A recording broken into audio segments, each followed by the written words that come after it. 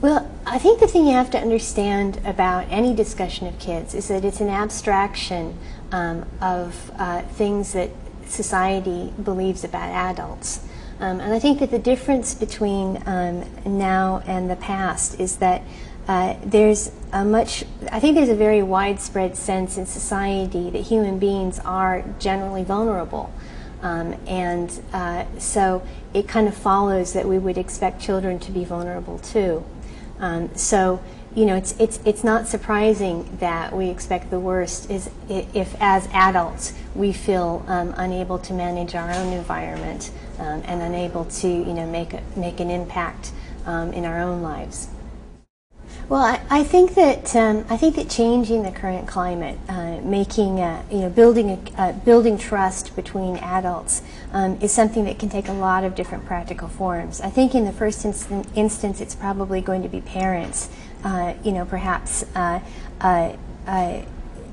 coming up with creative ways to be able to create safe environments for their kids with other parents. But I think that eventually it needs to go beyond that. I mean, it's very difficult to predict the forms that these things might take, but I think that if we recognize the need to do them, then the opportunities will just suggest themselves. Well, I think that sometimes organizing kids' time is appropriate, and sometimes supervising them is appropriate.